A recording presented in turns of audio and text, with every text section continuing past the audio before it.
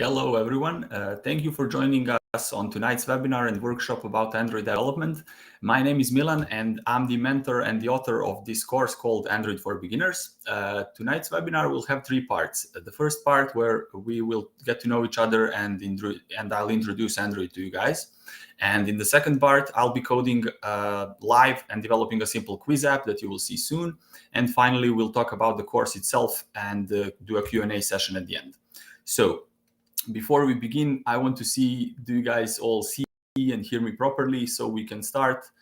And I'm expecting chat to pop up here. Okay. Hi, good to be here. Okay, I can see the chat, which is cool. And also, can you all just hear me properly so we know that there's no technical difficulties or anything like that? Okay, cool. So first of all, you can see in this slide, this is the app that we're going to try to build in the live session. I mean, the live coding part. It's not really going to look anything like this because this would take several hours to make, and I'm actually going to try to make it in like half an hour. But we'll do the basics. We'll just do. It'll resemble this app, so you'll see when we get to the coding part. Basically, in several hours, we could even make the whole thing look exactly like this, But we don't have that much time tonight. Okay, so first of all, let me introduce myself a little bit. My name is Milan, and I've been working in development for about 7 years now. My technologies that I worked most with include Android and Java. Those are my primary technologies. Other than that, I've also written some C, C#, PHP, Laravel, Django, and some other frameworks, and languages. Basically, I started learning programming when I was in high school, and I just immediately liked it. I mean, it just made a lot of sense to me, and I enjoyed learning and coding apps. Basically, after starting to work professionally, I've developed, dozens of apps for different different companies, even freelancing. So basically, after a while, I just started, teaching one-on-one students Java and Android, and I really like that as well. And after that, I even got here at CodeGym to start tutoring groups, and that's my newest endeavor, and I really am enjoying it. Basically, I want to tell you a little story about my first ever Android app. I dug it out somewhere. I dug out a screenshot only, but this is how it looked. And you can see that it kind of even resembles maybe this. This is an app that's really near to my heart because this actually got us into our first internship. As me and my friend were basically learning, we were learning Android. We knew a bit of Java, but we didn't know Android really at all. So we started watching some tutorials, courses, learning. And this is the first thing that we made, and we even put it on Play Store. It looks pretty basic. That's because it is, but this was the first learning project for me ever. So, you can see how it can look like after maybe a couple 100 hours of working on it. Now I could recreate something better than this in maybe less than 2 or 3 hours, So you get better as you learn, of course. What will you guys learn here today? Well, you heard about me. Now you'll hear a little bit about CodeGym. Then we will see what roadmap you can take to become an Android developer. What skills and knowledge do you need for every level of seniority? Then we will check out the career prospects for Android, of course. Then comes the live workshop where we will actually you will see me code an app from zero to hopefully an app that will be working. And at the end, we have a Q&A where I'll answer all of your questions about the learning program, development in general, anything basically that you can think of to ask me. Okay, and just, for the best experience, switch off notifications, keep your microphone on mute and whatnot. So, yeah. And now I would like to get to know you guys a little bit. I know there are some of my friends here watching as well. Thanks to all of them for joining. Maybe it'll be interesting for them as well, even though I don't know if they're going to learn programming, all of them. So can you just in chat, write where you come from, are you studying, working, your name? Let's just get to know each other a little bit. And basically, maybe you can even put one of these numbers, like what kind of programming background do you have? Maybe we even have some developers here, So just write a number from 1 to 4. What do you think of yourself as a developer? I mean, what's your background? And I'll give you guys a couple of seconds.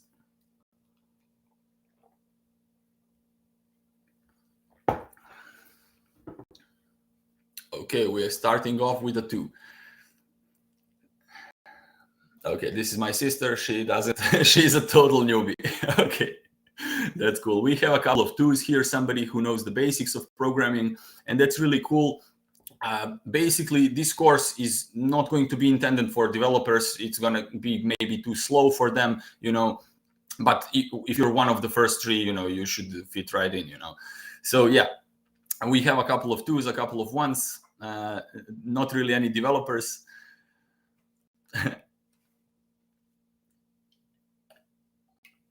Okay, awesome. We have some people as well that are learning Java or no Java, but basically for this course, any programming language will do, because they're all just so similar that you wouldn't believe how easy it is once you know the basics well in one language, how easily you can learn another language. For example, on my first job, I needed to work with PHP, a language I had never used before.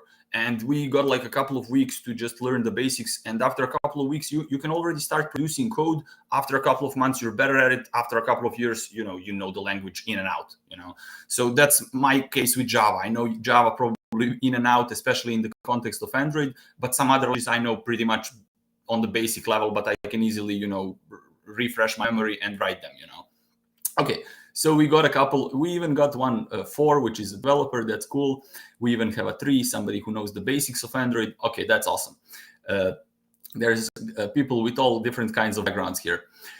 So yeah, let's move on with introducing CodeGym. CodeGym is the company that has enabled all of this and made this event, and actually is making the Java course, and I'm working with them to make this Android course. So as you can see here by the numbers, this is some data about the company itself. They are aiming to transform 1 million people to programmers, and I hope I can help them somewhat in that. And as of my personal experience with CodeGym, they've been amazing. I've been working with them since February this year, and I've held a couple of courses, let's say 3 or 4 courses of fundamentals Java. And after a couple of months, we came to the idea to create this Android course together. And they've been nothing but helpful in that. I've been creating materials with some of the people there, with designers, with marketing team, and they've all been pretty amazing. So this is where this course comes in, and you'll see the results soon. We've been working on it for the last couple of months, Okay, so we have some feedback from actual people that went to the Java fundamentals and Android development courses. These people followed, first the 3 months of Java and then the 3 months of Android, and now they're writing their final app. It's in the middle of progress, so I cannot show you the results, but hopefully, in a couple of weeks they'll be done and they'll have a beautiful, portfolio app. We'll talk about that later, a little bit later as well. You can see here 4 of them wanted to give us this feedback to post here, so that's cool. And these are all in the group. Basically, we're on Slack. We're always writing to each other to solve the problems that someone might encounter and so on. You'll see in the part where we talk about the course.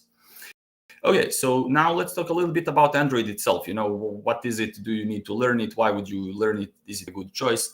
Well, first of all, as many of you know, and as probably some of you are even watching me on a mobile phone right now, Android is like 70% of the market, 71.9 at the last time of my Googling. So, many people in the world will have Android devices. Thus, there will be lots of apps for that. Thus, there will be lots of work in the Android app development world, right? So yes, it is one of the best things to learn currently in this market. And if we take a look here and the next slide, we can see that on Stack Overflow, this is a screenshot that I took like a couple of days ago. It has like 1.4 million questions. And if you guys don't know what Stack Overflow is, I'll just make a small digression now just to show you real quick. Let me see. This is my screen share, right?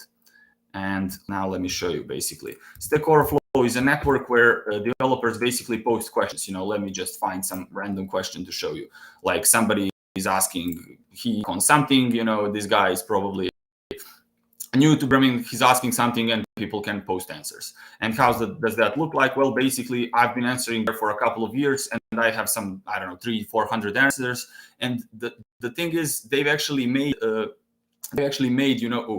when I get back here, this bugs out completely. So they've actually made a network where programmers can ask each other questions and other programmers will answer them, And the best thing about that is you can see Android is number 5 by the number of questions, while Java is at number 3 by the number of questions, And Android being the first framework, all of these are just plain languages, You can have Spring in Java, you have Java FX, you have many frameworks, But Java itself, it's here. Android as the first framework, it's here. So there's lots of questions in there, and basically, Stack Overflow is where you go to find answers to your bugs. As many of you have already seen that probably when you were coding, if you have done any coding. So it has a huge community on Stack Overflow. That's always a plus for a language or for a technology. Also, there's loads of materials that are freely available to you guys to use. This is called third-party libraries, right? So somebody makes a piece of code and they decide post it free to use to the whole world, right? So this is what a third-party library is. And I just listed a couple that are most used. This JSON, for example, is developed and maintained by Google. Jackson is not. Volley is developed and maintained by Google. So you can see that these are some, big names here. And even regular people can post their own libraries, And if you have a huge community, you'll get some pretty fun libraries. This random fun library, I'll show you now. I have it open here. This is basic. No. This is the one. Basically, I needed to add confetti, into one of my apps. For some reason, there was a celebration when you unlock some achievement or something, and look, you can add confetti. I mean, you literally just include this library with this one line into your project, and you literally say something like, confetti, set how many confettis you want, start. And basically, with 6 lines of code, you have yourselves confetti in your app.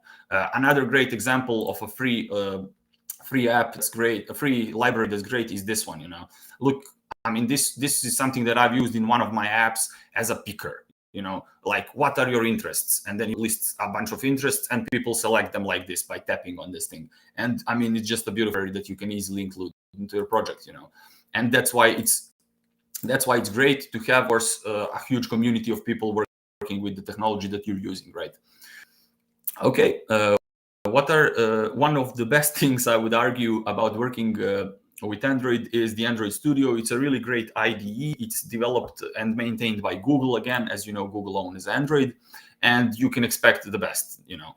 It's built on top of IntelliJ platforms. That means for developers, they know what this means, but for all of you others, this means just IntelliJ is producing, tools that programmers use to program, right? And they're one of the best, and they have tools for almost any language. I worked with their Python tool. I worked with their WebStorm, which is for web development. I worked with their PHP Storm, which is, as the name suggests, for PHP. So basically, Android Studio is almost the same as all of those platforms, and you'll see later, they just share the same layout, share the same buttons. I'm like showing you my screen without switching to that. Sorry, I forget. But I'll show you later the screen. Basically, the layout of the buttons, the shortcuts, everything just looks and feels the same as in others. And that's very important, as now when I switch from Android Studio to something else, it's just an instant transition because it's just the same program almost, And it's really cool. It has lots of tips and tricks and little shortcuts that you can use to improve, speed of coding and so many more things that I'll show you throughout the course as well. What kind of a knowledge do you need to become an Android developer? Well, this is a layered question, so I'm going to answer it, in detail slightly later. In 2 slides, we have like, for what level of knowledge are you aiming for, So I'll explain in further detail, but for now, I'll just briefly explain Kotlin versus Java. As some of you may know, you can code from 2016, I think, you can code for Android in Kotlin as well. Java has been there since 1994, so it's a little bit older language. But which one should you learn for Android development? Well, it's almost the same. Kotlin mimics Java in almost all of its functionalities. It's just slightly shorter, slightly, maybe slightly improved, for maybe slightly tailored to Android. Java was made as a multi-purpose, 15 years ago, 15 years prior to Android even existing, So I would argue that learning Java is still a great, commitment, because the languages are very similar. It's very easy to learn Kotlin after Java, which is something that I've done, for example, in my development career. And most projects that you will ever see in Android are written in Java as well. So, there's that. And also Java ain't going anywhere, as it has so many more frameworks. frameworks. It's not only Android. There's so many libraries and frameworks in Java that you can use, like Spring, Hibernate, JavaFX, or maybe some more. I don't know. Okay, so now let's talk about the developer roadmap. What can you do? This is like some rough estimates on how many years of experience you need to have. This is not written in stone, you know. It's different for everybody. I even have a friend who's gotten to tech lead in 3 years. Not really tech lead, but team lead, you know. She's gotten to lead a team after only 2 years, and she was an intern when starting out. So, you know, this is just probably on average or something. And the type of employment that you can look for, this is interesting, as I've actually worked in all three sorts of employment. What does this mean? Product company means you work at, you know, Google and you have your own product and you work on that app. Or you work in a smaller company which has its own product, which is used for whatever, you know, scheduling something or whatever the app is used for, and you work on that app. And you just develop it, fix bugs, add new features, and so on. And basically, that's all you do. In an outsourcing company, you do something different. You work for a client. You know, your company has a bunch of programmers working there, and you just get transferred to some project. You work on the project for a year or two, or however much you want, and then you get transferred to another project, and so on. So that's a little more, you know. You have much more people there to work with, probably because product companies usually have less employees as they only maintain their own product. And here you can have hundreds of colleagues that work on different projects. And I've also been working as a freelance dev for a couple of years as well. This is also a very interesting career path, because then you're your own boss, you know, but there's no salary every month. So that's not a good thing. But you can, of course, find many freelance projects to work on, you know, and work from your laptop from basically anywhere in the world. So I would really say that this is all three are valid options in on themselves. I would maybe say the best thing about working in an outsourced company, them usually being big, means they usually have many good programmers, you know. So I actually learned, my route was this. I worked at a product company at my internship. I learned a lot there, as we were working only on one product, and you know, I really learned those technologies in that product. Afterwards, I worked at an outsourced company where I learned so much and met so many people, and you know, improved my knowledge vastly. And then I was like ready to do some freelancing on my own. I just wanted to work with some clients from, for example, from the US, make apps for them, and you know, just work from wherever I want here. So that was my path, for example. Okay. Now let's talk about some general things that some of the positions require. You know, there's a couple of positions that you can take in a company. Intern is the first one, of course. You're an intern. We were even paid some money at the beginning when we were starting with our internship, something small, but you know, it's fine, as we were learning so much. We didn't really mind that. So the best thing that an intern can show at an interview is actually a desire to learn. Usually people just need to show that they're kind of passionate about development, that they want to learn that they've already learned something on their own. And this is where point 3 comes in, you know, bonus points for showing any previous works. We literally showed up to an interview, and they were, of course, asking us standard interview questions like, how do you do this in Java? What is that? What are object-oriented concepts, and so on? You know the drill. There's some questions that you need to answer, and so on. And basically, at the end, we were like, hey, look at this app. We made this, you know. We showed him this quiz that I've shown you like a couple of slides ago. I'm not going to go back to it as it's not really pretty, but we've shown him that, and he was like playing the game, kind of enjoying, and he immediately, we kind of connected there. I mean, we were kind of okay on the interview as well, but I would argue that was some bonus points in, you know, comparison with some other candidates. So, you know, being passionate about something, trying to create an app on our own. And as any programmer knows, it's not easy. Even that simple looking app took us, you know, so many hours to make, so many bugs to fix, you know, and so much to learn as well. And when you're making something on your own, you learn a lot. And this is where you show a desire to learn as well with your, you know, previous work. So after that, you become a junior. At that point, you need to know the basics. And this is exactly what everything we will be covering in the course, you know, Android basics, you know, like activities, their life cycles, the UI, how do you arrange the elements? How do you put this on top of that? How do you literally create screens that resemble real world apps? How do you work with resources such as dimensions and strings and so on? While doing all of that, we will, of course, cover basics of coding. You know, I'll repeat some stuff. I'll, you know, teach you guys some object-oriented concepts at the beginning. Maybe some of you don't know an object-oriented language. That's just fine. We're going to cover that as well. So all of these things, I would argue, is what makes a junior Android developer. When you're a mid-level Android developer, you almost need to be self-sufficient. When I give you a task, fix the bug or implement this new functionality we want to add. When you're a mid developer, you can do that on your own, basically without any help. You need to be able to debug. That means like find what went wrong and why, create more complex stuff, use complex Android libraries, and while you're at it, you will also be respecting some of the best practices. So when you're coding, there's so many ways you can make something, right? There's good ways and there's so many bad ways. And here, when you're at the middle level, you're already kind of expected to make some better and wiser choices when designing your code, right? And of course, at the senior level, you're able to do everything. You know everything about everything. Nothing can surprise you ever. There's no bug that you cannot fix, and you're able to set up the whole project. You're able to even maybe transfer the knowledge to the rest of the team. And that's what a good senior would do, in my opinion. So yeah, out of all of these things, I would say that we are also going to be covering even these best practices, because I code using them. So when I'm coding, I'll just remind you guys, hey, this is the best way to do this. We're going to make some concessions here and there, but of course, I'll just make a point out of it. I'll also be practicing those, good design patterns and so on. Okay, this is a graph where you can see the more you know, the more you earn. That's not everybody would have expected that, but with more years of experience, this is probably for the US market. But I can tell you from personal experience, it's not bad here in Serbia either. The more you learn, the more you're gonna earn. I didn't even prepare that joke, to be honest. That's why it's bad, probably.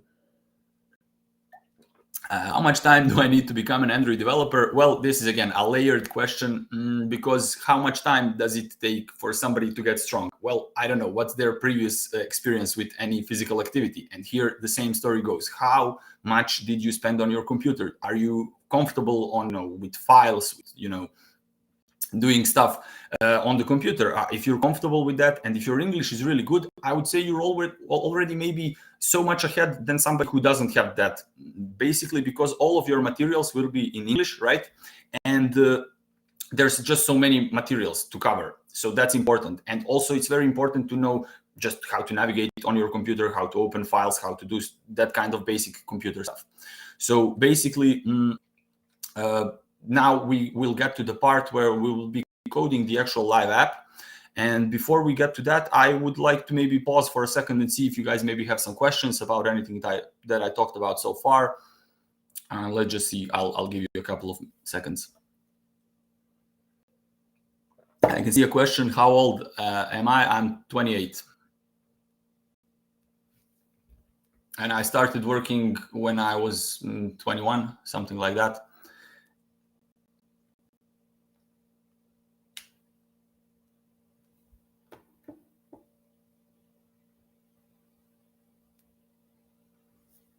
Okay. How much experience do I got? As I said, professional experience, I would say 7 years, 7.5 maybe.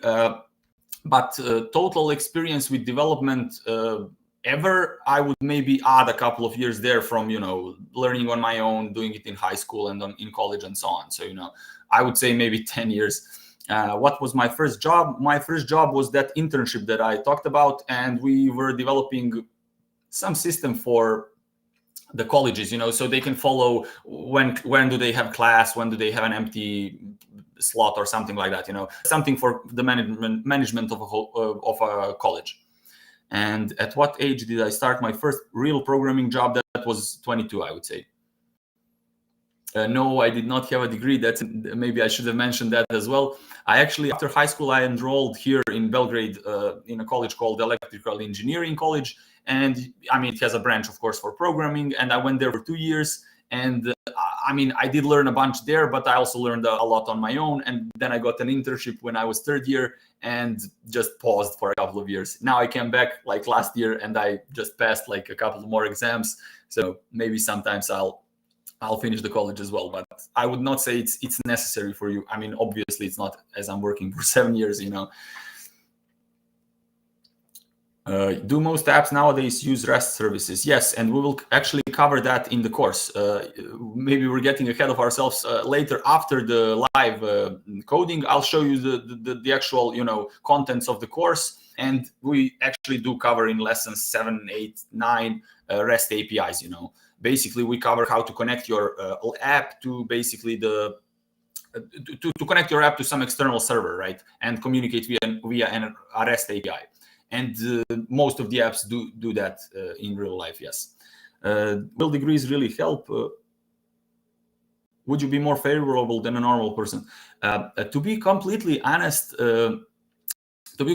about the degree, when people, I've been working in companies as an interviewer as well. When you're in a company for 2-3 years, you go on interviews with older colleagues and you interview new people, right?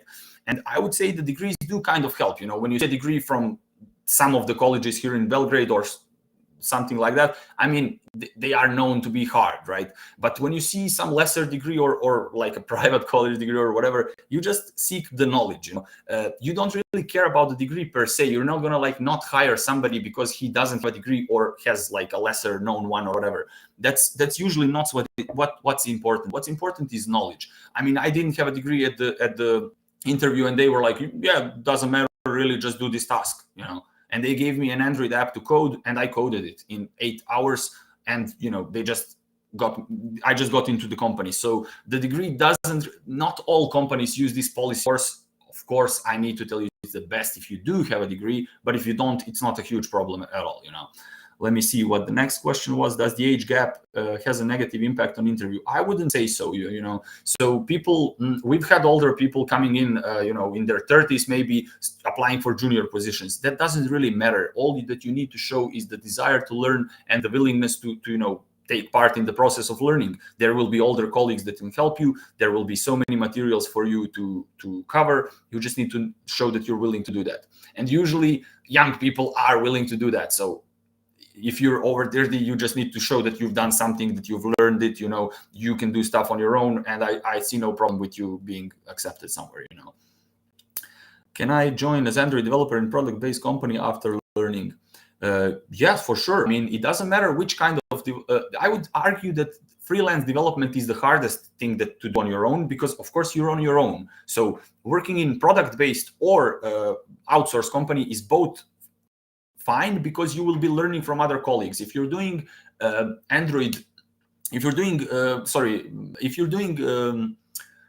freelance, I mean, then you have to do everything on your own as you're alone, right? So I would say basically you can work in any kind of company after learning. Do I enjoy programming? Yes, quite a lot. Thank you for asking. I'm thinking this is some friend of mine asking this. I'm not sure, but I really do enjoy programming, as I'm a gamer my whole life, and I enjoy playing games. I enjoy watching others play games, and I also enjoy coding games. This is why this is a quiz game. It's not like a utility app. This is a game. I just find a lot of enjoyment in coding, and you can create anything that you want. You just have an idea, you make it. You just learn how to make it first, and then you make it. So when will this first app be shown? It'll be shown soon. After answering the question, we're starting coding, and I'm assuming maybe 20-30 minutes it'll take me to create the skeleton, and then we'll see what we can do after that. We can maybe improve it slightly. I'm just going to comment on how it can be improved and so on. So I enjoy programming. What do you do if you lose interest? Well, I play chess or something. I just do something else. And I mean, of course, as any job ever, programming is the same. So if you work at the same company for 5 years and you already know the product, you kind of get bored after that, but you change jobs and everything is fine. Or you just create an app of your own, or you just, start tutoring is what I've done. I got bored in my company and I started tutoring, and now I love this. And then I quit my job like a couple of months ago. So now I enjoy tutoring. After a while, I do plan, for example, now my plan is to learn, for example, Unreal or Unity. Those are two tools used for making games. Maybe that will be interesting to me. I don't know. I'm assuming that it will. Let me just see the other questions. How much knowledge or technology is needed to apply for a first job? Well, To be perfectly honest, I think the course on Java, if you learn a programming language like Java, you learn it. You need a couple of months to do that, right?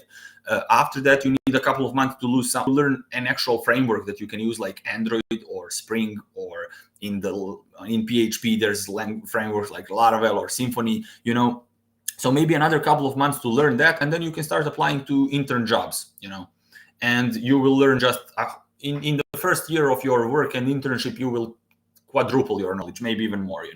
And after that, it just gets much easier because you now have some experience, you have some confidence, and you're like, hey, I can even read a book on something to improve my knowledge. Then you read a book, then you're even better. Then you read another book on design patterns, then you're even better. Then you start applying for junior, mid-year positions, and so on. So there's so much to learn, but you can start working with a relatively small subset of that, right? That's my main point. And you can see we created the simplest app in the world in Android, and then I called myself an intern Android developer. When we got the internship, I was like, yeah, I work in a company, we work with Android. And the next company was like, oh, cool, you worked with Android, can you do this task? And I was like, oof, it seems hard, I've never done this, but I actually managed to Google my way out of it. So I'll teach you guys how to Google like gods, trust me. So we'll just do, anything can be found on the internet. What differentiates me from a beginner Android developer is, I've done stuff a million times and he's done it 0 times. So now I know both. Either I know it from my head, I can just type it, or I know how to find it faster, or I know if something goes wrong, how to fix it faster. So that's the only difference between me and myself 7 years ago, literally. We would probably, and of course, I'm going to know the best practices and some more things additionally than myself from 7 years ago. How hard is it to get a job abroad? I've not actually worked abroad ever, but it wasn't too hard to get an offer, to be honest. I just went on a couple of sites, sent my CV a couple of times, sent a couple of messages to some people on LinkedIn, on anything basically, and I got an interview. I literally on an interview to work in Hamburg, Germany, and I think I even got it, I think, but it was so low. It was like not that low paid, but Hamburg is very expensive. It was like 1.5 thousand euros, and I found that apartments there are like 1.2 thousand, something like that. So I didn't go. But basically, you can get a job probably abroad as well. Is there a list of things to know or some sort of set procedure? Well, what we're actually learning when learning programming is literally the procedure. How do we tell the computer what we want out of it? How do we tell it? You guys unfortunately cannot see my cursor, but I'm pointing to this live app here. Basically, how do you tell your computer, hey, I want this button to be on top of this button, and I want the other one to be on top of there, then I want the image, then I want the text, So you're basically telling it in some sort of way that the computer will understand. First, how to arrange all the elements. Then what happens when you click on an element. Then, so many things that you need to tell it, and the end result is something like this. Okay, some programmers here. Does DSA necessary to be an Android developer? I don't know what DSA is. Probably some degree, but you don't need any degree to be anything. You can basically proclaim yourself to be an Android developer, and if somebody gives you an Android job, you just do it, and you're an Android developer, I would say. Am I a millionaire? Unfortunately, not yet, but to be perfectly honest, the friend that I made the app with is, because he has made his own app and company now, and he is. So I'm almost a millionaire. And I'm not in America, I'm in Serbia. And let's go coding, I would say. Yep, let's go do some coding. Let me just close this off and open the share screen. Okay, so far, the only thing that I've done here is created an empty Android project with one activity. This is one screen. This is the emulator that we'll be using to show the. Okay, let me just alt tab real fast, just see whether guys see everything. Can you just write in chat whether you see everything? I'll just close this. When I'm sharing the screen, is everything clear? Do you see the text? Can you read it? Just to make sure everything is fine before I start coding, because I can't look at the chat while I'm coding,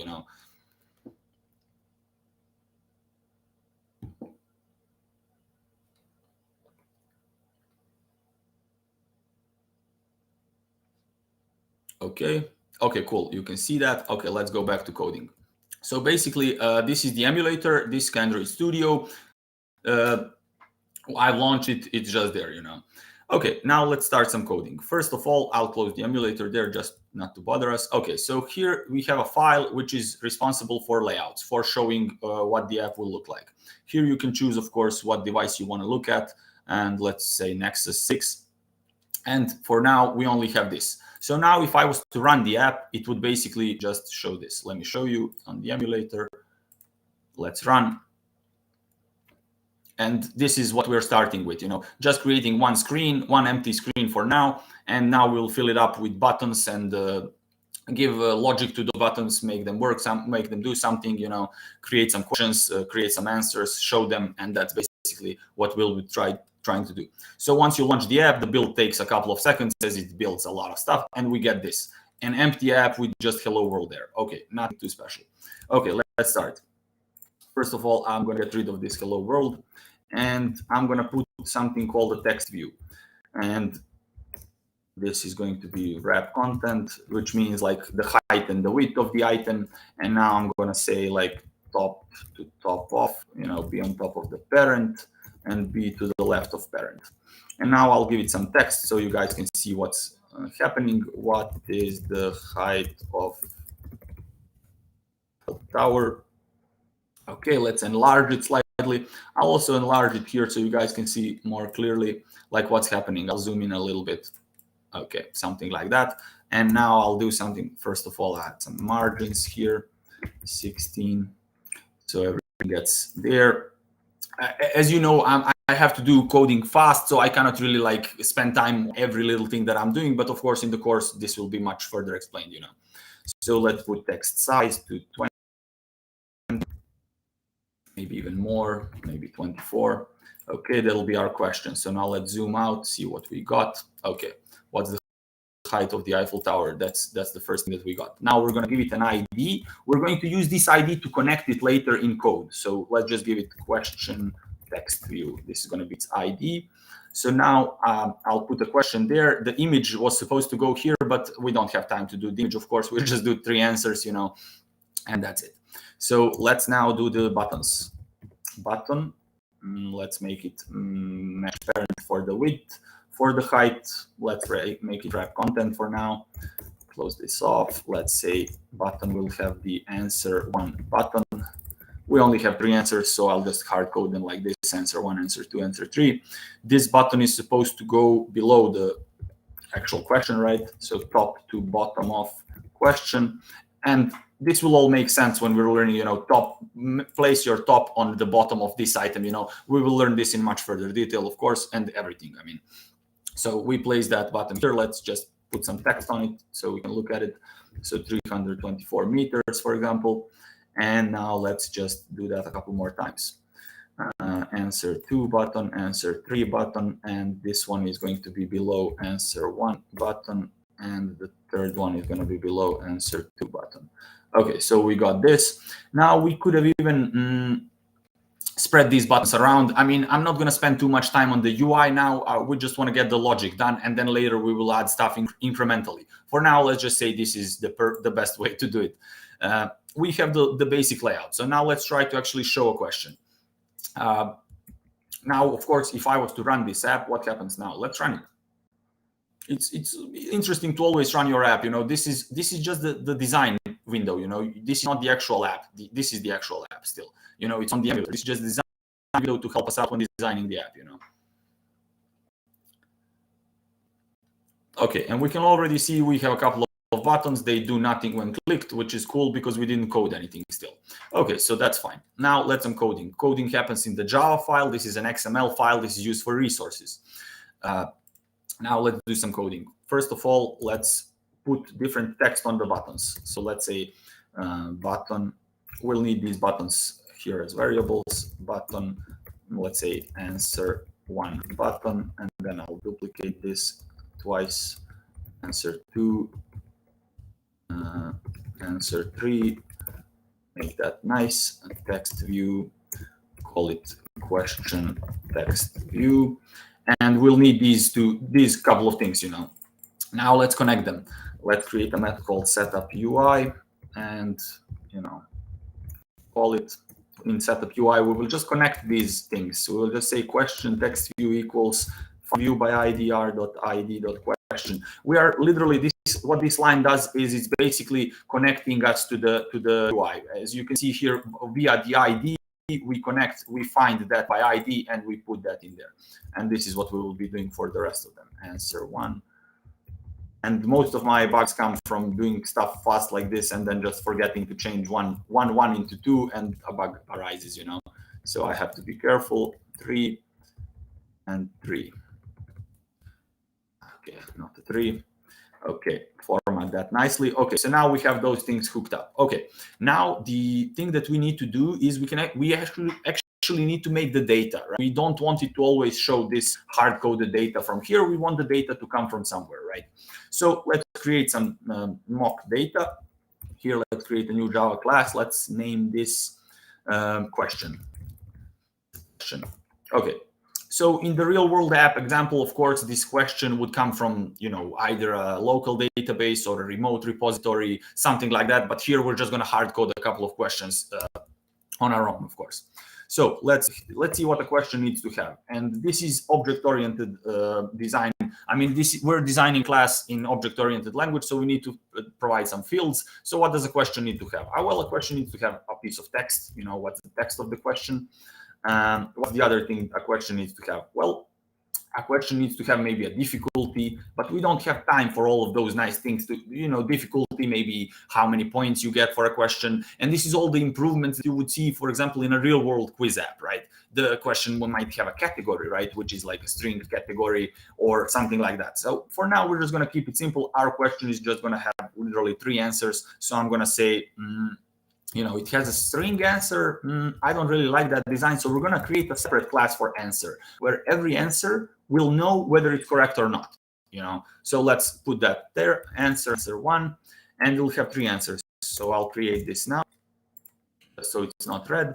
What does the answer have? Well, again, the answer has text on its own, and it basically has a Boolean that tells whether the answer is correct or not, you know. So for every answer, we'll have a text, and we'll know whether the answer is correct or not. Again, keep in mind that this is simplistic. I mean, you would probably see something much more complex in a real world app. We're just trying to make it, you know, in half an hour. So we have to make some concessions. Okay, I'll just generate a bunch of stuff that I need, you know, getter, setter, constructor. We'll use all of that later. And there is, of course, a shortcut to do that, you know. Let's say answer 1, answer 2, answer 3. We have 3 answers. So now I'll create a constructor here, and I'll create getters and setters because we will need to get stuff. Maybe we could have only done the getters, setters, probably not going to be used, but never mind. Okay, so now let's just add a couple of questions, you know. So let's just add a couple of questions. I'm again reiterating, this would usually come from the server, from somewhere, from a database, from a file, anywhere, right? It certainly wouldn't be a piece of code like this, but we'll just code it like that for learning purposes. So a list of questions, all questions, something like that. And this is usually how you mock your data in real world apps. For example, your server is not done yet, or you cannot connect to it for some reason. You just mock or basically invent some data for yourself, you know. So how do we do that? Well, I'm just going to create a couple of questions. I'll say return list. I'll enter a new array list. Okay, list.add, and basically a list, as the name suggests, is a list of stuff. So we'll just add a bunch of questions. So add a new question, and the question text can be literally the same thing as we put here. What's the height of the Eiffel Tower? And we will put some answers. So new answer. I'm not where I'm supposed to be. I'm supposed to be in this bracket. New answer. What is the answer? Let's say 324 meters, and that one is correct. So now let's add another answer and another one, and I'll just break this into a couple of lines. New answer, let's say 350 or whatever, 899 meters. This one is incorrect. And finally, let's add one that says 50 meters, and this one is also incorrect. And that should be it, I think. Okay, no errors, cool. And we'll add more questions later, right? For now, we just want to show this one question, and let's see if that works. So later we will code when you click on an answer, you move to the next question and so on, but usually you want to code one bit at a time, Here, we just want to display a question. So let's do that. Let's do something like a list of questions. Let's call it questions equals question dot get all questions. So we're basically calling the thing that we created here. We're fetching the questions like this. Okay, so get all the questions, and once we do, we're just going to say display question, and then questions dot get the zeroth one. In programming, zero means the first element from a list. So give me the first element and display it. That's what we're going to do. And now we're going to tell it how to display one particular question. So let's do that. How do we display a question? Well, we simply say question text view dot set text. There's a method called set text to change the text on the text view, and we do set text to question dot get text. Put the question's text in there.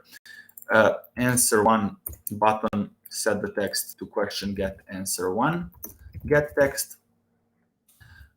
Similar story with 2 and 2 and 3 and 3. Okay, so now when we run our app, what do we expect to happen? Well, we have like some data in here. I can even change this to something else so you can see the difference, What you usually want to have something longer here to mean a real question, rather than one word, but I just want to show you guys what happens. So here in the editor, we put some text on the buttons, we put some text on the text view, right? When we run, what gets executed is this code gets executed. So now we're probably going to see the question appearing from here, from the code. Let's run the app. Okay, what is the height of the Eiffel Tower? 324,899.50. That's exactly what we had put in. No, the wrong thing. This is exactly what we put in here. Okay, so now let's duplicate this, add another question. What is the capital of Serbia? And let's add some answers now. I don't know, Cairo. That's not true. Let's say Belgrade. That's true. And let's say, I don't know, Podgorica, if anybody even heard of that city. And that's also not true. Okay, so now what is the next thing that we need to do? And this is how you need to think as developers. And I'll be going through this throughout the course in high detail. You need to create one part of the app, then test it. Okay, it works. Cool. Let's move on to the next thing. What is the next logical thing to do when creating a quiz? Well, now we need to simply do something on the buttons, So let's try to do that. Let's try to say at least whether the answer is correct or not, So let's see. When the button is clicked, we need to get the current answer and see whether that one is correct, right? So how do we do that? Well, we will, setting up the UI, we will also set some button click listeners.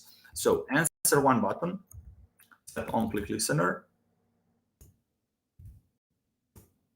And when that one is clicked, we're just going to, see whether the current question's answer is correct or not. So how do we do that? Well, we first need to save the current question. So I'll refactor this to save the current question, and I'll refactor extract. Okay, this is fine. Get that question and also put that to be the current question. So we need to remember what the current question is and the current question index, as we will be moving through the questions as we go. So I'll do something like, maybe we only need the index, to be honest. Then we can get the current question from a list, but doesn't matter. We can also save it. So let's say current question and int current question index. So we know where our question is at, so we can move on to the next one.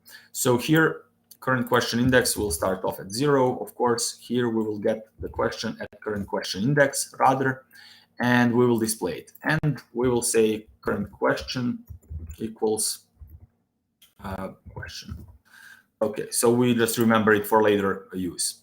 And here, when somebody clicks it, we're just going to say if current question dot get answer one is correct. So if you click on button 1 and the current question's answer one is correct, we're just gonna say something like correct answer, and we will name this, we will create this method here. We will fill it out later. I can even put a toast here to show correct, and I'll duplicate and do incorrect answer, move this here, and now incorrect. This is just a way to show. You'll see, you all know what a toast is, you're just not aware of it.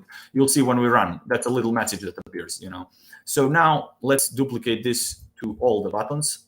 And of course, as soon as you see a bunch of code duplicated like this, you know that there must be a better way, but there is for sure. But I'm just gonna do it faster rather than, how it's properly supposed to be done. Okay.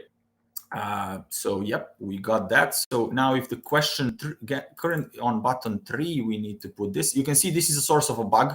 If I forget to put this on my button 3 wouldn't work, and I would be forced to live debug in front of you guys, which is always a treat to see when I forget to do something like this. So yeah, a small thing like that can cause you to lose 20 minutes in debugging. Okay, answer 3, answer 2 on button 2, cool. Let's play. Let's test out. Let's see if our correctness works. I mean, when we select the correct answer, do we get a good response from the app? And this is always how you want to do so. You implement one bit of functionality like so, and nothing happens.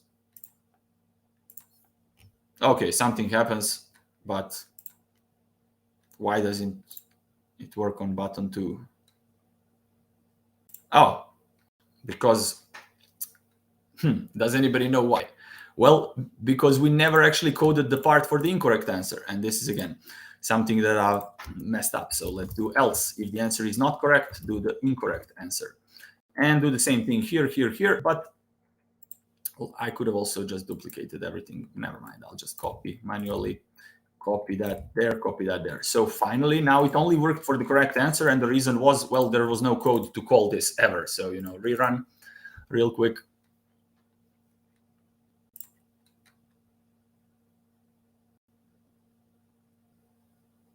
Okay, so now it says incorrect, cool. Now when we click on this one, it says correct, cool. Now when we click on 50, it says incorrect. When we click here, it appears after a while. That's how toasts work, and so on. So we got this portion working. So let's move on. What's the next thing that we need to do? Well, upon clicking one answer, we're still going to show correct, incorrect. That's cool, but we could also have some points, right? We want to award some points.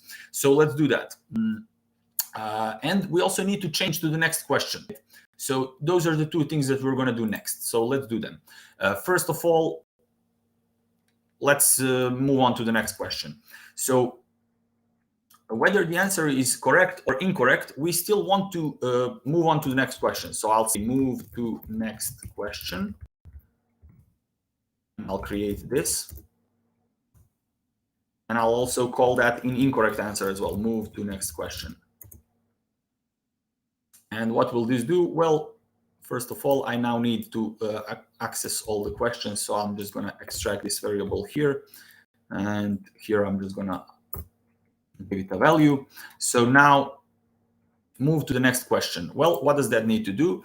Well, I mean, I could now create a bug and show you guys how it looks like. But basically, if we forget that to check this current question index, if we forget to check whether it's greater than the size, we can just keep on showing new questions. And when we want to show like 10th question and there's only 9, the app would crash. So, I mean, I'm going to think of that ahead of time. But basically, those are just some bugs that are very common, to forget to check whether something is, you're asking for more elements than there are, and stuff like that. So we're going to do something like this. So current question index plus plus. So now I'm going to say if current question index is greater than greater or equal to the questions dot size, we're going to say, game is ending. So toast end, something like that. Otherwise, we show the question. So if there are still questions to show, we're going to show them. So this has just increased. So now we're going to say question or current question. What is it called? Current question. It's going to become questions.get at position at current question index. And finally, we're going to say display question with this current question. Move to next question. Okay, let's run now again.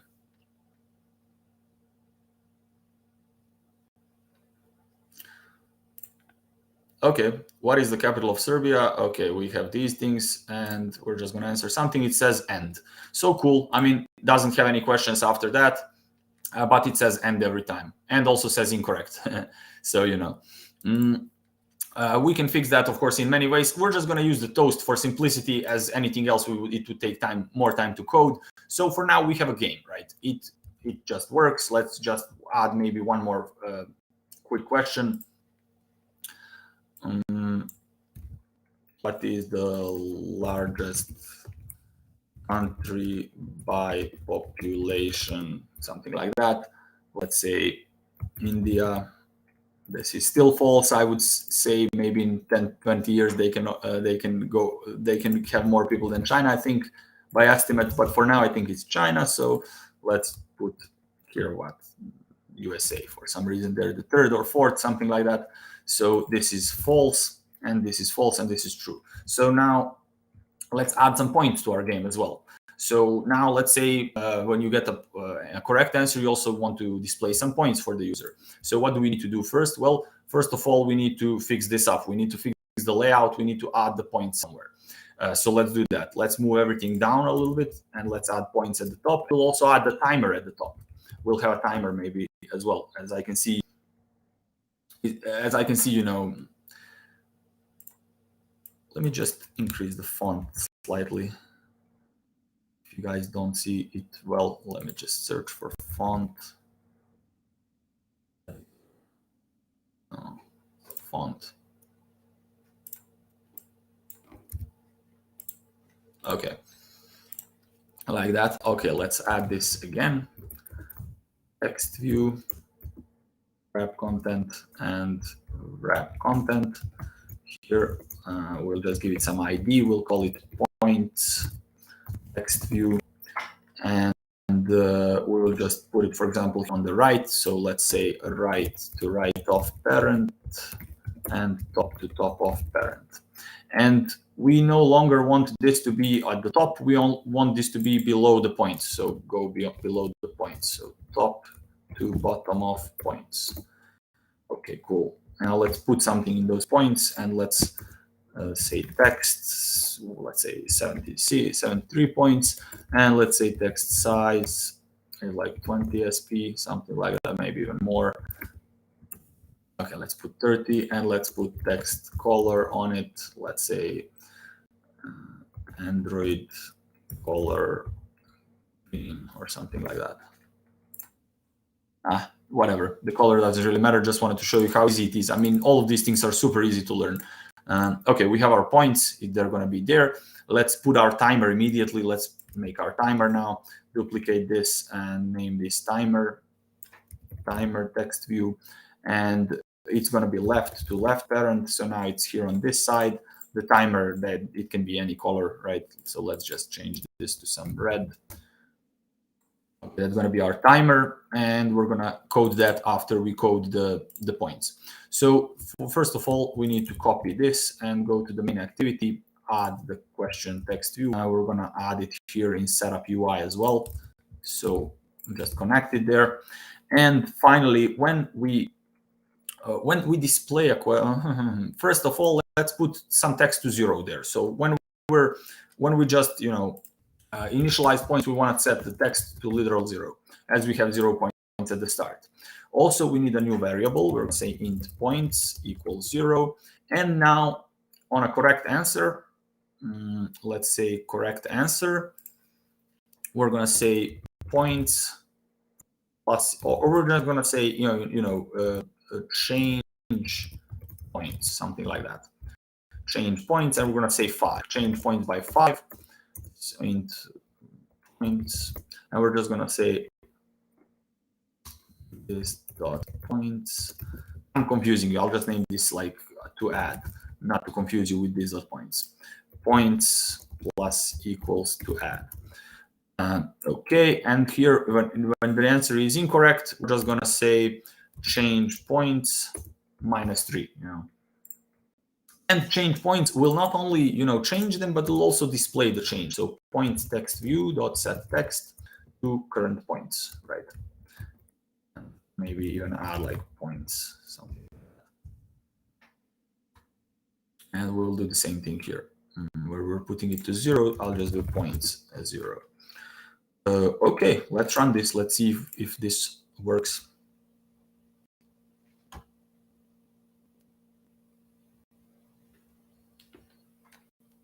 Okay, we have 0.0, we put 324, 0.5, we put Belgrade, 0.10.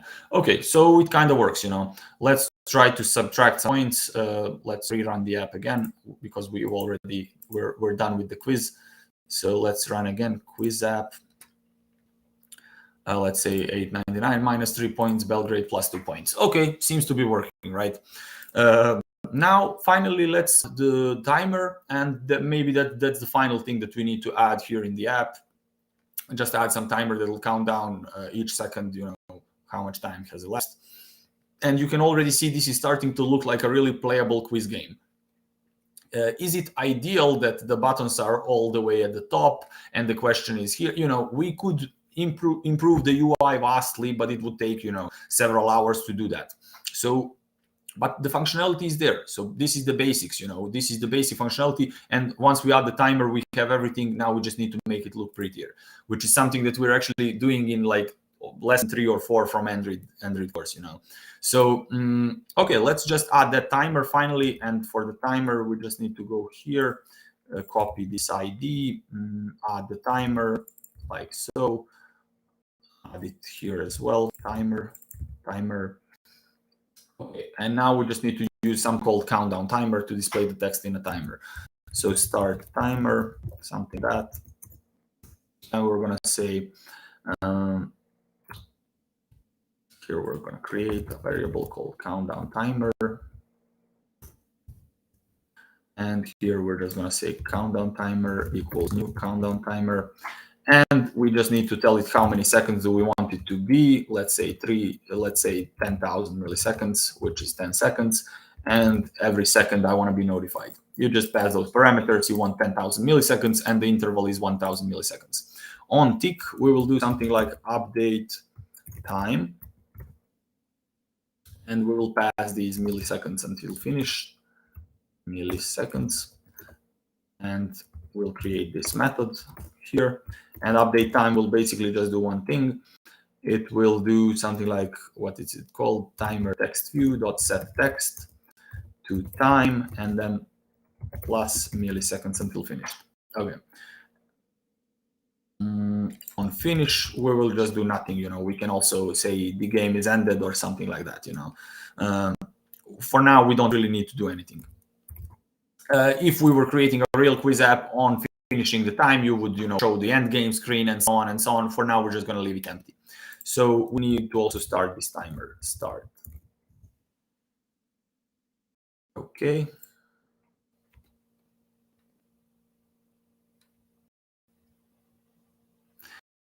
Okay, and we can see it's almost working.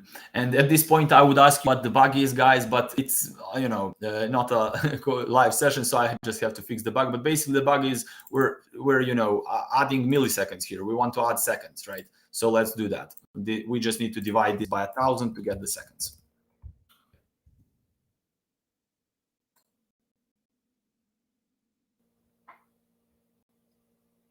Okay, times 978 and so on and so on.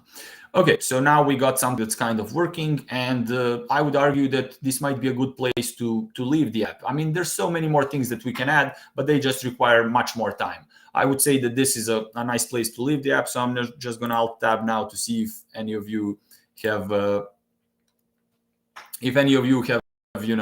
had some questions and so on. So basically, let me just scroll to the questions a little bit. It's a bit blurry, unfortunately. Yeah. Okay, sorry for that. Unfortunately, if it was blurry, I don't know. I'm going to call my internet provider. What can I do?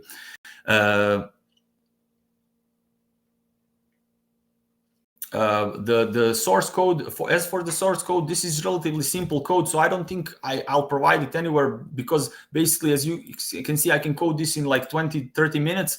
The thing is, in the course, we're just going to delve much deeper into everything here. I mean, I can post this source code. If anybody wants to look at it, I can put it on GitHub. It's no problem at all. Just, say if you want to, but I mean, this is just so simple. I didn't, to be honest, have an intention of posting, the language I'm using is Java. This is Kotlin, looks relatively similar.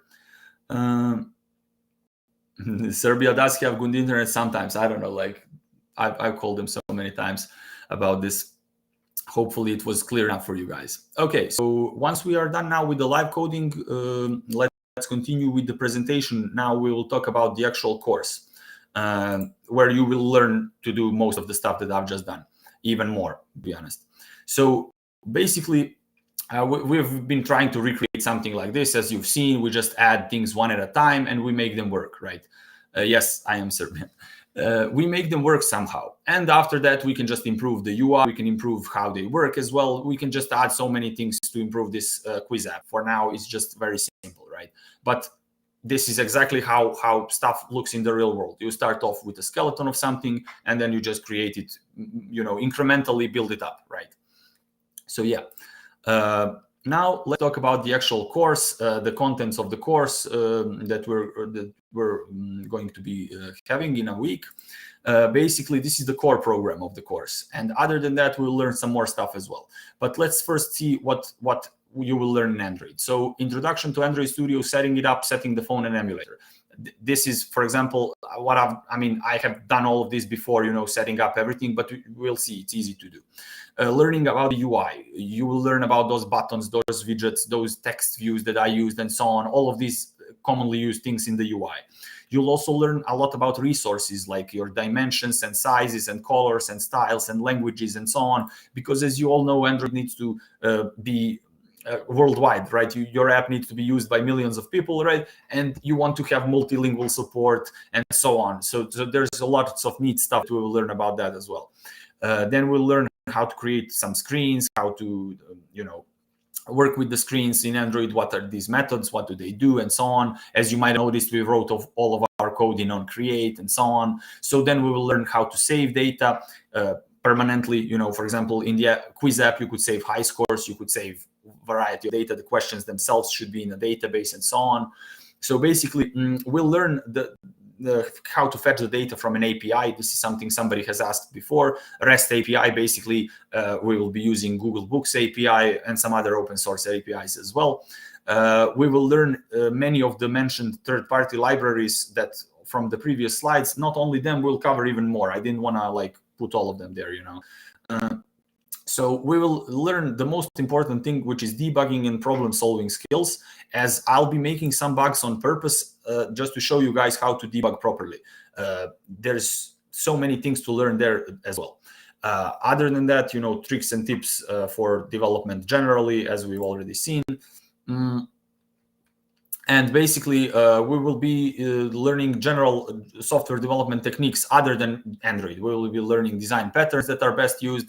We will be using best practices like variable naming, code modularity, clarity, reusability, databases, server-client communication, Git as the version control system. We'll use that throughout the course as well. Shortcuts, tips and tricks, live templates, so many things in Android.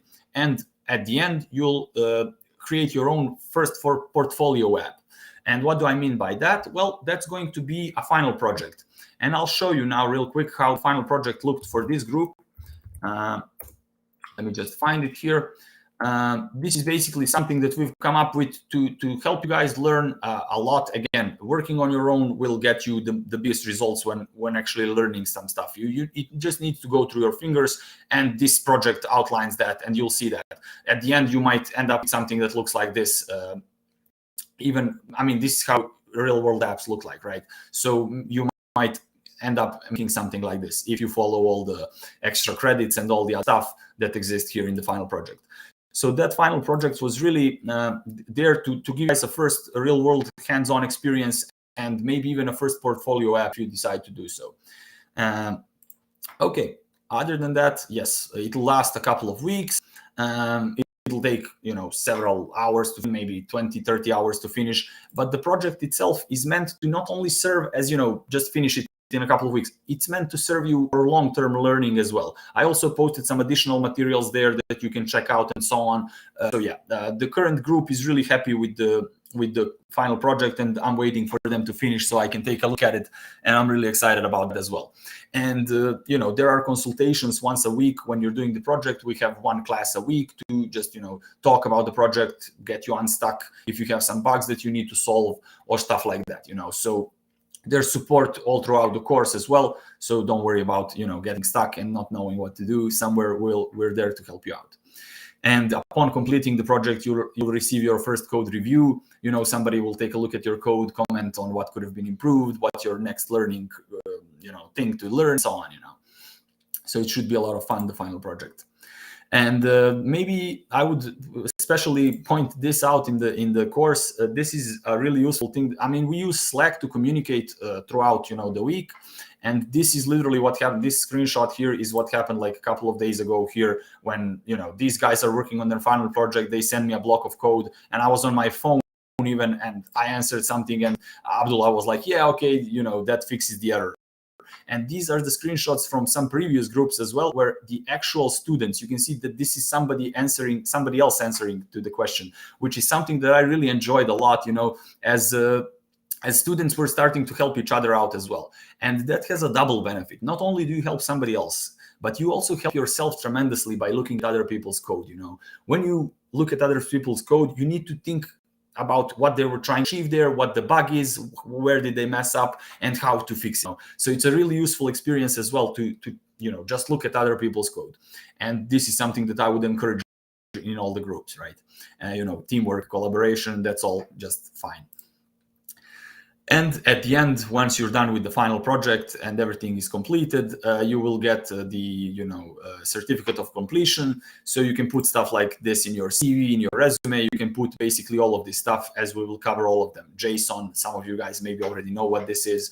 SQL, Git and GitHub, Gradle, that's a build tool used in Android. Some design patterns, some Java, some object-oriented. Even more than these 3 libraries, maybe 5, 6 libraries at least. So And now the course is right for you if you know the basics of any programming language, I would say. So if you have some ideas for some apps that you want to make, you lack the practice, but you know at least something. I wouldn't say that this course is meant for somebody who doesn't know any coding at all, because it might just be something hard to follow. I will not go explaining what a method is. I just call a method where I need it, right? Or when designing a class, I'm not going to explain what a field in the class.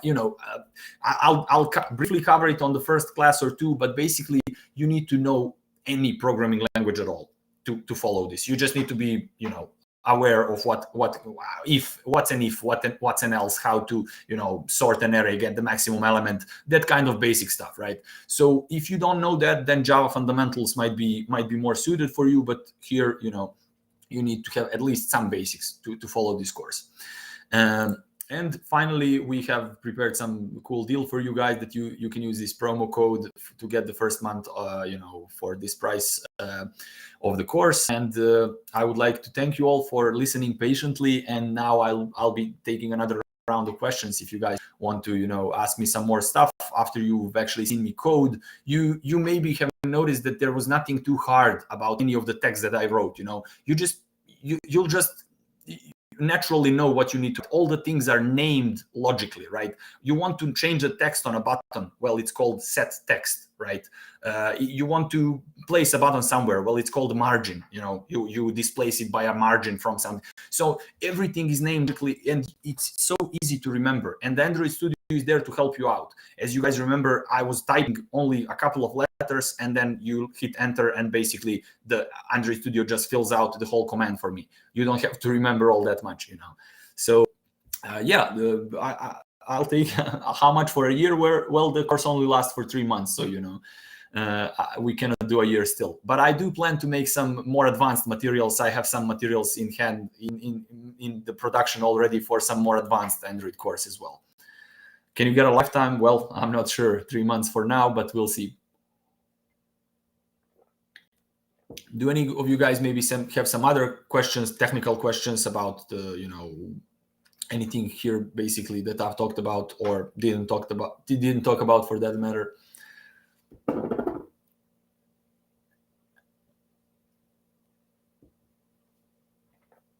How much time do we have for the final project? Well, nothing is set in stone. I try to always talk to my students, talk to them like, how much time would you need? Like 3 or 4 weeks, is that enough? Yeah, okay, send it in 5 weeks then. I don't mind really. We'll just discuss everything in class. And this is something that I'm really eager to share with you guys. We are the ones who are making the course, so you and we can together change, even we can change the course. We can do a lesson, we spread it on several lessons because we just needed more time to cover that lesson. Then we can even skip a lesson if we figure out, okay, this one is easy, maybe come back to the stuff that we didn't understand properly. So basically nothing is set in stone. I'm open to all suggestions, really. So it's up to us to decide what we want to do in this course.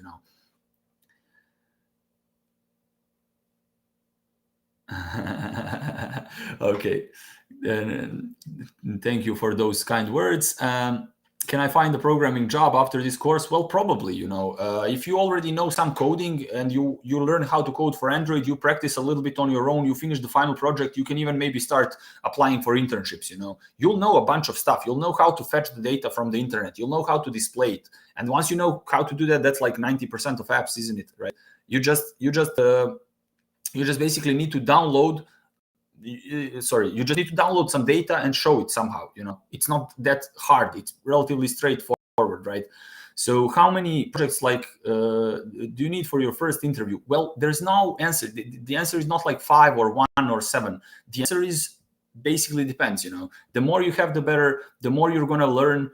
In every project, you'll see, you'll literally feel how much better you're becoming when coding. You'll just solve many problems. Here, I didn't even show you the quiz app. Up to come to this point, where we have a timer and points and questions and answers. It took us maybe 7 days. Now it takes me 30 minutes, maybe even less if I didn't have to explain to you guys what I was doing. So that's what learning for 7 years does to you. First time it took me maybe 7 weeks to make, of course, not the simplest stuff like this. It's probably taken us a couple of days to make the thing that I've made so far, but now I made it in half an hour. So you can see how learning and studying always pays off. I'll put a GitHub URL for the presented. I can even show you now how easy it is to use Git real fast while we're at it. Let me just add this project to Git. If you guys really want to see how that's done, let's just find it. Git, create Git repository. Yes. And this is something that I'll do in the course as well. I'll just be, showing you guys how you can easily do all this stuff on your own. So now I'll just commit everything, initial commit, and I'll commit that. And I'll quickly create another GitHub repo, create a new repo, quiz app workshop, something like that. And let's create that. And now I'm just going to copy this and I'm going to commit this anyway. And finally, we're just going to push that here, define remote. That's the remote push. And it's as easy as this, you just put your project on Git and it takes like a couple of seconds, refresh to make sure it's there. Here it is, the link, here it is. Okay, sorry about this, like a million images. Here's the link. You guys see the link, that I've just sent. Hopefully you can download the code. Literally, if you install Android Studio, download this code and just run it. You should see the same thing that I saw. And let me just see the other question that I maybe have missed. How do I prepare for an interview? Well, you read a book, or you Google, Android interview questions, or you Google Java interview questions, and then you just know what the questions are. And the questions are always the same. They do not change. It's not like they're going to surprise you with a question about Java. There's a set amount of things that you need to know, like what is polymorphism in Java, and then you explain it. You have to say a strict definition, like polymorphism is when an object blah blah blah. You just explain it via an example, so somebody can see that you actually understand what's going on there. So that's the best thing about programming. Not a single interview interviewer is going to be like, give me an exact definition of that stuff, Not even I know the why would you need to know the definitions? Sometimes I do, sometimes I forget them, and I know where to use it and how to use it. And that's important. As you display the knowledge, not, nobody's going to ask for definitions, Can I recommend a book? I've actually read Cracking the Coding Interview. That's one book. I'll write it down. Cracking the Coding Interview. That's the one I read like a couple of years ago. And other than that, I've also read some books on Android itself, on Android development, but they're probably outdated now. It's been like 7 years ago, so there's probably newer ones. I haven't been all that much into the newer books, I haven't checked. So do you guys maybe have some more questions? I think I've answered all of them here.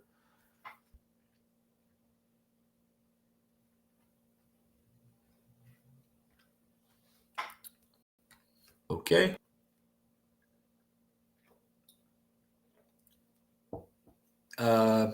The courses, let me just think. I do Java on Thursday, on Tuesday and Friday. So Android will be on Monday and Thursday. Every Monday and every Thursday, one class. It'll be at 6 at this exact time. It starts at this exact time, 6 o'clock Central European time zone. So that's the time for the class every time, And the courses are held, of course, in every week at the same time. In between the courses, we communicate via Slack if we need to, of course. The training starts in a week. I would say on 15th or 16th. Not 100% sure when my courses start. It's on 15th, So yeah, that's next Thursday, I think. So yeah, we're all really excited as we think this new iteration of the course and the materials and all the knowledge that I gathered from the first group, I think the course is really going to be great, to be perfectly honest. And that's Monday and Thursday 6 p.m. GMT +1. Yes, that's exactly right. By London time it should be 5, so you can calculate based on the London time, I think, easier. Other than that, any more questions? I'm glad to answer all of your guys' questions, and the same story goes on the course. I just like answering all of your questions and concepts. What do you understand? What do you not understand? We just cover everything in so much detail. I've never been to London, no. Still, I've been to Barcelona though, and Madrid. Okay, thank you as well. Then if there's no more questions, I think we can end it here for today, as my throat is starting to get a little dry from talking all this much.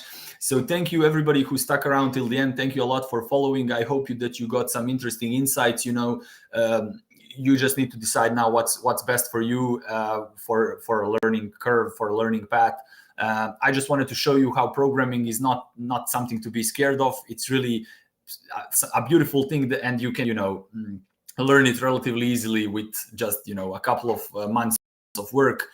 You can of course learn everything on your own but it's much easier when you have somebody who can help you out. That's something that I've discovered throughout these years.